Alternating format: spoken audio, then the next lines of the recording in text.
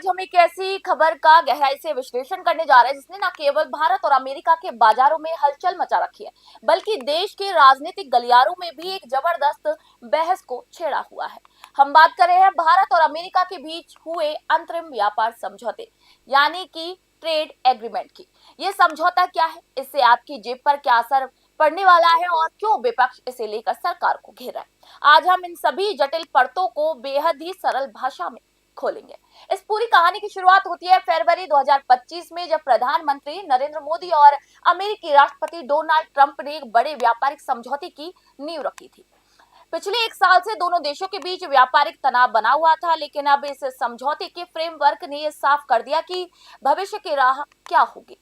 सबसे पहले बात करते हैं कि उस टैरिफ की जिस पर राष्ट्रपति ट्रंप ने हाल ही में बड़ा बयान दिया। ट्रंप ने अपनी अमेरिका फर्स्ट नीति को दोहराते हुए कहा कि अब भारत हमें टैरिफ देगा, हम भारत को नहीं। सरल शब्दों में कहे तो अमेरिकी सुप्रीम कोर्ट द्वारा ट्रंप की पुरानी ड्यूटी नीति को यहां पर रद्द किए जाने के बाद ट्रंप ने अब सभी देशों पर 10% का अतिरिक्त टैरिफ लगाने का ऐलान किया। लेकिन भारत के लिए राहत की बात यहां पर यह है कि इस विशेष डील के लिए अमेरिका भारतीय सामानों पर लगने वाले टैरिफ को 25% से घटाकर 18% करने पर सहमत हो गया है। अब इससे भारत के कपड़ा उद्योग, चमड़ा, जूते, रत्न, आभूषण और सस्ती दवाओं को अमेरिकी बाजार में एक बड़ी जगह मिलेगी। अब बात करते हैं उस खरीदारी की जिसने दुनिया को चौंका दिया।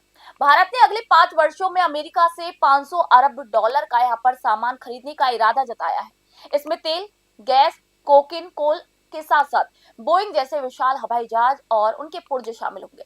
यहाँ पर एक बड़ा रणनीतिक अगर बदलाव की मैं बात करूं तो रूसी तेल को लेकर दिख रहा है, क्योंकि ट्रंप का दावा है कि भारत रूस से तेल खरीदना बंद कर अब अमेरिका के जरिए वेनेजुएला का तेल खरीदेगा। हालांकि भारत सरकार इसे बाजार की परिस्थितियों से यहाँ पर जोड़ रही है, लेकिन ये साफ है कि अमेरिका चाहता है कि भारत रूस पर अपनी रक्षा और ऊर्जा निर्भरता को कम करे। रक्षा क्षेत्र की अगर मैं बात करूं तो भारत अब अमेरिका से अत्याधुनिक F-35 फाइटर जेट लेने पर भी यहाँ पर विचार कर सकता है, क्योंकि रूस की हिस्सेदारी भारतीय सैन्य आयात में लगातार गिर रही है। लेकिन इस पूरी डील का जो सबसे विवादास्पद हिस्सा है रहा है वो है खेती और डेयरी सेक्टर, क्योंकि राहुल गांधी और प्रियंका गांधी समेत विपक्षी नेताओं का यहाँ पर दावा है कि इस समझौते में भारतीय किसानों के हितों को नजरअंदाज किया गया। यहाँ हमें गहराई से ये समझना होगा कि हकीकत आखिर है क्या, क्योंकि वाणिज्य मंत्री पीयूष गोयल ने स्पष्ट किया कि भारत ने अपनी रेड लाइंस का यहाँ पर सम्मान किया है। भारत ने अनाज, मसाले और डेयरी उत्पादों को इस डील से पूरी तरीके से बाहर रखा है। इसका मतलब है कि अमेरिका का सस्ता दूध, पनीर या घी भारतीय बाजार में नहीं आएगा। इसके पीछे एक बड़ी वजह नॉन वेज मिल्क का भी यहाँ पर मुद्दा है, क्योंकि अमेरिका में गायों को ब्लड मील यानी कि जानवरों के अवशेषों से बना चारा खिलाया जाता है, जिसे भारत की शाकाहारी आबादी और सांस्कृतिक मान्यताओं के खिलाफ माना जाता है।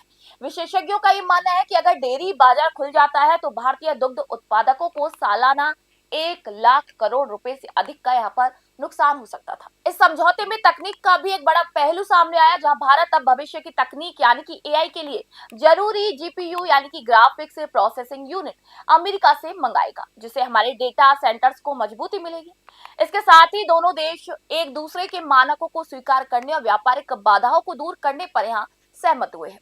23 फरवरी 2026 को भारत का एक उच्च स्तरीय दल अमेरिका जा रहा है, जहां इस डील की अंतिम बारीकियां तय होंगी और अप्रैल 2026 से इसका पहला चरण भी लागू हो जाएगा। आखिर में अगर मैं बात करूं तो अगर हम इस पूरी डील का एक निचोड़ निकाले तो ये एक रणनीतिक संतुलन है, जहां एक तरफ भारत ने अपने 70 करोड़ किसानों की रक्षा की है, तो वहीं दूसरी तरफ आईटी, फार्मा और टेक्सटाइल जैसे सेक्टरों के लिए दुनिया के सबसे बड़े बाजार का दरवाजा खुला है। सियासत अपनी जगह है, लेकिन ये ट्रेड डील तय करेगी कि 21वीं सदी में भारत और अमेरिका की ये साझेदारी दुनिया की सबसे महत्वपूर्ण साझेदारी बन पाती है या नहीं।